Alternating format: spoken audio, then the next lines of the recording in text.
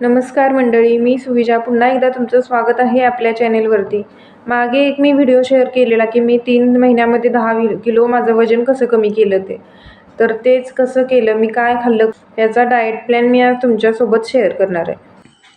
तर डिलिव्हरीनंतर जवळपास मी 9 महिन्यांनी वजन कमी करायला सुरुवात केली. म्हणजे माझं बाळ त्यावेळी 9 महिन्याचं झालेलं. त्यामुळे बाळालासुद्धा काही प्रॉब्लेम नाही आणि मलासुद्धा काही प्रॉब्लेम नव्हता.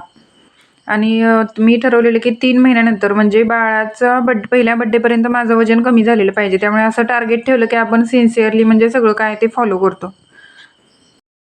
आता वजन कमी करताना सगळ्यात महत्त्वाचं म्हणजे आपल्याला 2 गोष्टी पूर्णपणे बंद केल्या पाहिजे. ते म्हणजे साखर आणि चपाती. कारण साखर आणि चपाती या दोन्हीमुळे वजन आपलं वाढतं. शक्यतो 2 ते 3 महिने या 2 गोष्टी पाळायच्याच आपण. बिना साखरेचा चहा प्यायचा आणि चपातीऐवजी भाकरी खायची आणि बाहेरचं तळलेलं अन्न किंवा बेकरीचे पदार्थ, बिस्किट, खारी वगैरे खायचं नाही. तर दिवसाची सुरुवात 1 ग्लास कोमट पाण्याने करायची. म्हणजे कोमट पाणी पिल्याने आपलं पोट साफ व्हायला पण मदत होते आणि वजन कमी व्हायला पण मदत होते.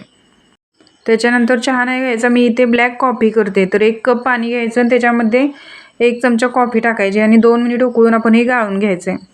आणि त्याच्यामध्ये अर्धा लिंबू आहे तो पिळून घ्यायचा आहे. तर हे वजन कमी करण्यासाठी खूप फायदेशीर आहे आणि सकाळ सकाळी उपाशी पोटी घेतल्याने तर जास्तच फायदा होतो. त्याच्यानंतर 8-8:30ला मी इथे नाश्ता करते. नाश्त्यामध्ये ओट्स घेणार आहे.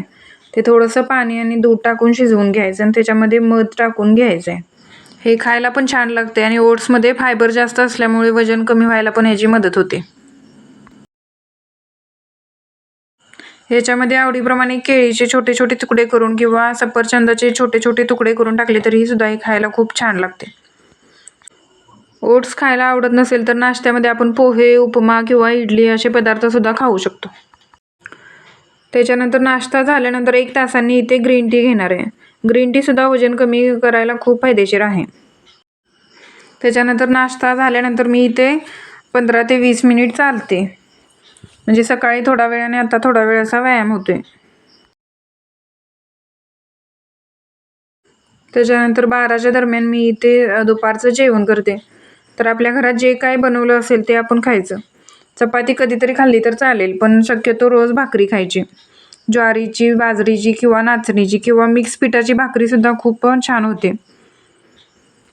आणि जेवण झाल्यानंतर 1 तासाने आणि ग्रीन टी प्यायची.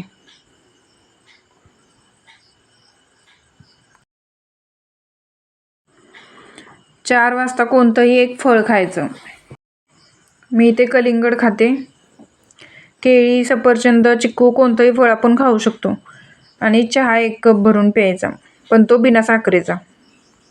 थोडंसं पाणी, दूध आणि त्याच्यामध्ये चहा पावडर टाकायची आणि उकळून ते घ्यायचं. त्याच्यानंतर आता रात्रीचं जेवण आपल्याला संध्याकाळी 7च्या आतच करायचं आहे.